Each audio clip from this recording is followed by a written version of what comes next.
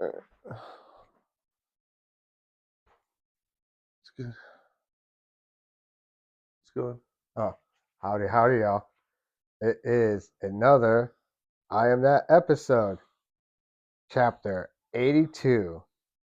Absolute perfection is here and now. Once again, as you can see, I have my homie Al-Zazam here with us.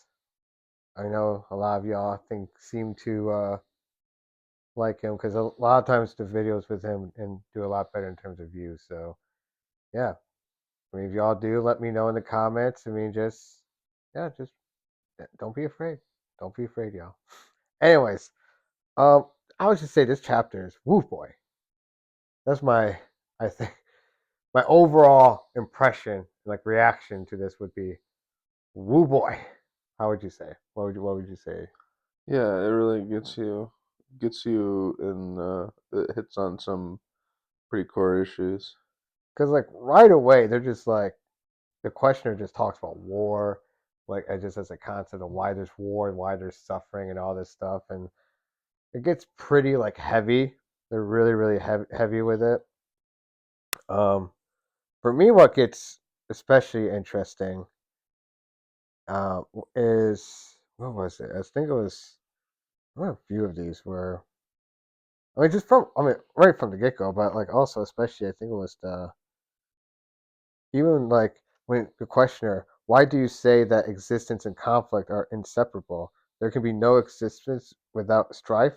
I need not fight others to be myself. Maharaj's response to this is interesting. He says, you fight others all the time for your survival as a separate body mind, a particular name and form. To live, you must destroy. From the moment you were conceived, you started war with your environment, a merciless war of mutual extermination until death sets you free. And you're like, whoo!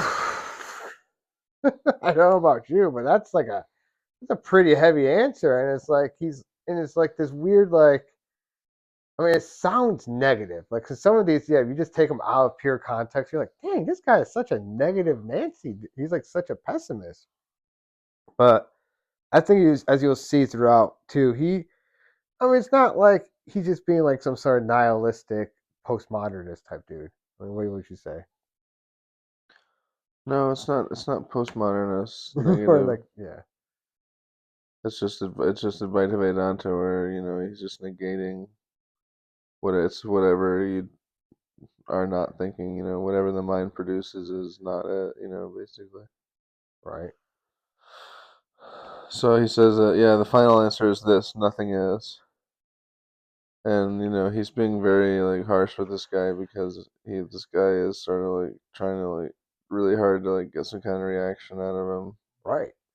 Oh yeah, that's a big ongoing thing. Yeah, because he just brings up all this heavier and heavier shit throughout the entire thing, and just to yeah try and evoke this sort of like emotional response. And like you say, yeah. In fact, he was in one point. Maharaj even says like you gotta be emotionally stable. You gotta be go beyond the emotions of it to actually help. I do remember at one point too. Because it was he says um, the questioner, an individual with a weak sense of personality, is he near self-realization?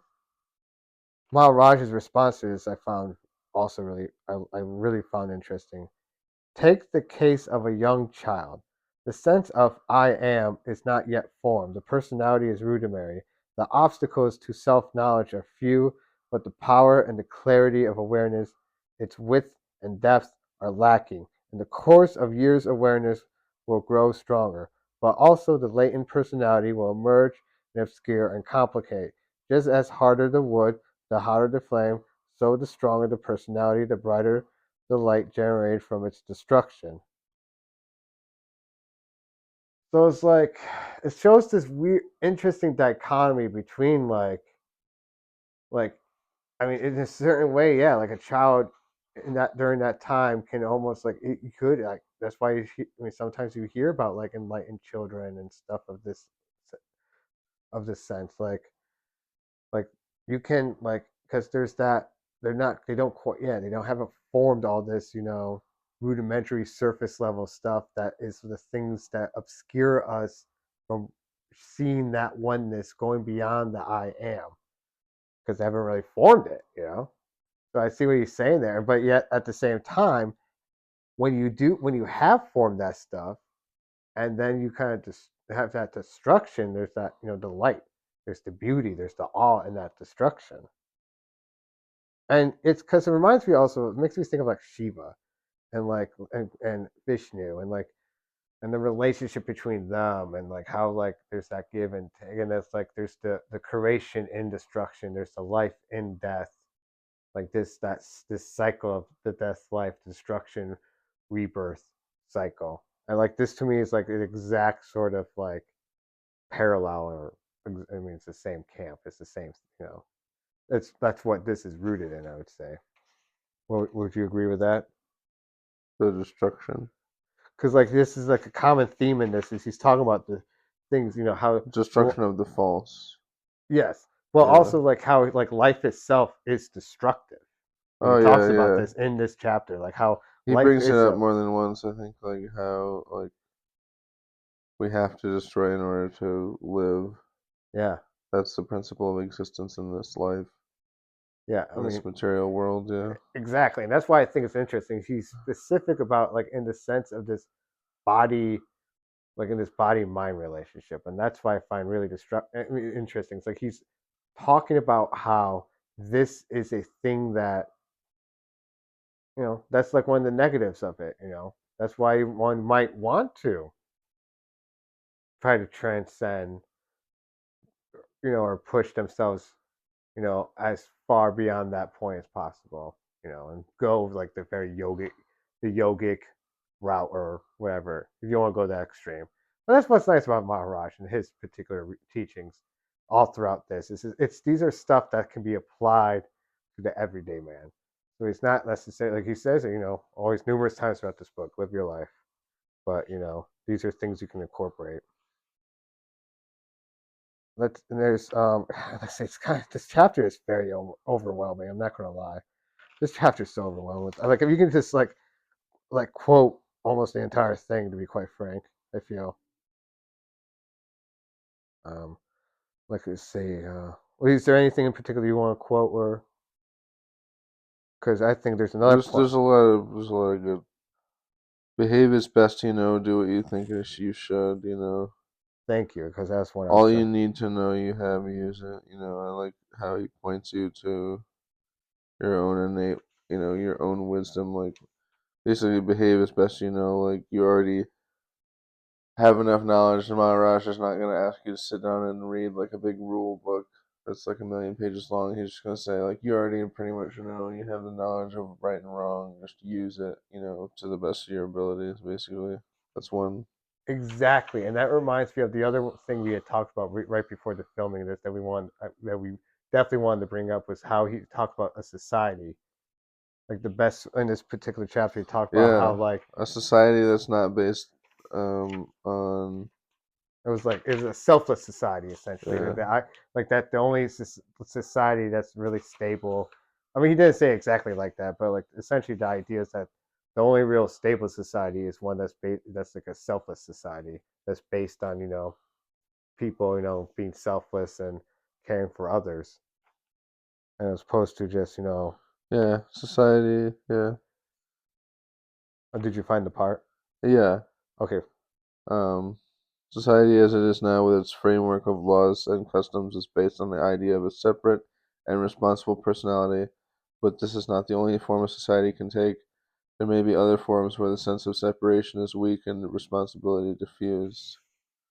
I like that part because he's yeah, pointing out to like what we don't get a chance to see very often, which is like a view of what an enlightened society would be from the point of view of an enlightened person like Maharaj, and he's saying like in a more enlightened society there may be less of a sense of separation between people exactly, and more of a sense of shared responsibility. exactly.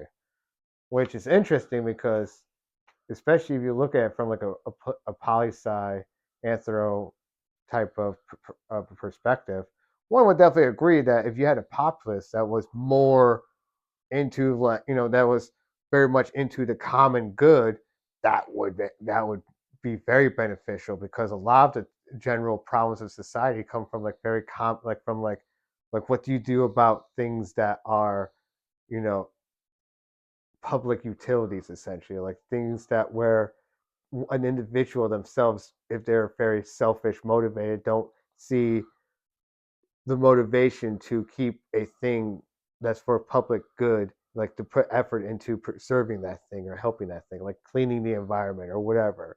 Like one could, if they're in a certain selfish mindset, you're not going to necessarily care about doing things that are for the good of the planet or the good of your community. And if there's less of a sense of separation, just think of like these big mansions that people build, and it's like, well, yeah, it's great for you, you got all that wealth, but then like you're completely separating yourself out from everybody else and saying like building a big fence, you know what I mean? Yeah, And so in Maharaj's ideal society, like there's less of a separation and more of a shared responsibilities where if you saw somebody suffering, you might take it upon yourself to try to relieve them in some way, even if it's just something small. But then also this part that we both talked about, which is a perfect society is necessarily static and therefore it stagnates and decays. So it's talking about a perfect society, yes, and it's gonna stagnate because it's perfect, because it's like, it's just like when you buy a perfect car and it works, really well for a while, and then it starts to get older and the parts wear out, and it's like a society has, and Maharaj is just like reaffirming what a lot of people have already said, which is that societies are like people. They are born, they grow to some point of relevant perfection, and then relative perfection, and then they decay and die. So he's just like yeah. Which kind of makes sense. People like live and die in cycles like that. Entire society and how the entire universe. I mean, that's very much probably he would say, like the cosmos itself is like cyclical. It is born and destroyed, and that's, and in this destruction, it's reborn, and this is just the cycle of death and rebirth. So, like I say, this chapter is so overwhelming. I almost feel like, Yeah, every single time he speaks in this chapter, he's pointing out, and he's always like this, but yeah, in this chapter it's particularly obvious. He's like keeps pointing back to like that singular state of like before you were born, after you die, which he says the state before you were born is also the state after death, if you remember.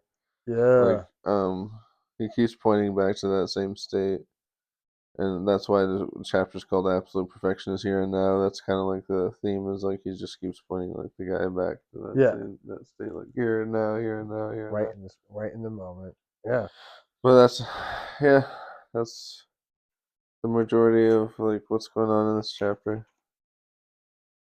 I just love when the questioner asks at one point, he says, "Where do I find such courage?" Because when Maharaj, talking about, the in due course we shall come back to the starting point. Time cannot take us out of time, as space cannot take us out of space. All you get by waiting is more waiting. Absolute perfection is here and now, not in some future near or far. The secret is in action, here and now. It is your behavior that blinds you to yourself. Disregard whatever you think yourself to be and act as if you are absolutely perfect. Whatever your idea of perfection may be, all you need is courage. And then he questioned, where do I find such courage? And Maharaj, he just says, in yourself, of course, look within. Your grace will help. My grace is telling you now, look within. Yeah. All you need here, use it. Behave as best you know. Do what you think you should. Don't be afraid of mistakes. You can always correct them. Only intentions matter. The shape things take is not within your power. The motives of your actions are. And then I love this. back and forth as well right afterwards. How can action born from imperfection lead to perfection? Action does not lead to perfection. Perfection is expressed in action. As long as you judge yourself by your expressions, give them utmost attention. When you realize your behavior will be perfect spontaneously. So he's just like saying once you just have that, I mean, the way I would describe it is once you like you're kind of once you have that sense of oneness, that's just as you or separation from the body mind relationship, you will be able to your actions will literally be an expression of the perfection of of this whole enterprise, of this whole existence thing, however you want to, whatever you call it, the universe, the cosmos, the I am, the whatever you want to call it. Your actions will be an expression just by, yeah. There's something about the poetry of that. It almost feels poetic the way he says that. Like a lot of these quotes feel so poetic, and I just love that that whole sort of back and forth. Once you have understood that the world is love in action, you will look at it differently. Yeah, that's a memorable quote too. It's like I say, this chapter. Like I say, I feel like over the course of this book, they feel it's been like being ramped up just a bit more, just a bit more. Just and when I mean ramped up, I mean just the wisdom, the intensity of what he's saying, the poetry of what he's saying. All this sort of these factors have, I think, have been slowly ramping up. I feel. I don't know. I don't know. Maybe it's just I'm understanding it more better, and because I'm understanding it more better as I'm reading it, because I'm just more used to how he's thinking and saying things. I'm just like, I don't know. You know what I mean? But it's like I say, these chapters have been just more and more amazing, and like I say, especially when he says talk about intentions mattering, because I sympathize with that. I sympathize with that school of thought. Um, Especially like Kant and a lot of existentialism. I think a lot of them would kind of agree with that sort of more notion, or especially like I say, Kant for sure. Kant, he's very much agrees that intentions are what matter, especially when it comes to like morality. Although Maharaj would say morality is kind of whatever, because of exist. Motive matters. Motive and intentions Yeah, matter yeah, because that's the only thing you can judge something by. It's like all actions. Nothing causes anything directly, so the only thing that really matters is the motive behind it. exactly, That's what's going to determine everything. exactly. So if I punch you in the face, but I'm doing it to cure your cancer, then it's fine. No, I'm just kidding. Right. But it does have a big factor, and like we don't probably pay attention to that enough. Like the reason we're too focused on what people are doing, like oh my god, this person committed all these crimes, I instead mean, of asking well, like why. yeah. I mean, even legally, I mean, even when we talk about crimes, like even the Yeah, legal the motive system does does. Yeah, have an impact. Like if if you end someone, like you, it will like if your motive, was accidental, that does literally have an impact on your sentence. yeah, Versus like if exactly. it's on purpose and like planned out and sketch, like and everything. So like even legally, we recognize that intentions Motive. matter. Yeah. Like so, like this is like a very universal, like that's what's interesting. A lot of these concepts he does talk about, you can connect back to like these larger universal schools of thought, which I always find is important when like is this someone who's kind of like some random like random kook, or like a legitimate like deep spiritual philosophy. And I would say for me, like this is obviously a case of someone that's a very, I would say, enlightened individual. Just straight up as enlightened, self-aware, whatever you could call it, as much as a human being can be. Nisargadatta Maharaj is definitely, and I think this chapter is a beautiful example of it. You have anything else or to add? I mean, like I said, this we can. Yeah, loving in spite of the pain of life, loving life in spite of the pain it gives you, and and realizing your absolute perfection. That's what it's about. Yeah, and that is a beautiful way to tie it back to what we were talking about earlier, where he seems like so negative, but that's what counterbalances is out. Is like you love it despite all that, despite Yeah. the The current of love is always there if you're aware of it and if you're paying attention, yeah. And that's what will really save you. Because, like, the mind creates the abyss and the heart crosses it, or whatever he yep, says. yep, So, yeah, that's that's always the message, and that continues to be the message in this chapter. yeah. Well, I think that is it. I will say don't want to keep you all up too much. Um, hope you all I'll just say peace be upon you all. Hare Krishna and Namaste. So Namaste. I hope you all have a good one. Not too much fun. Peace. Peace out.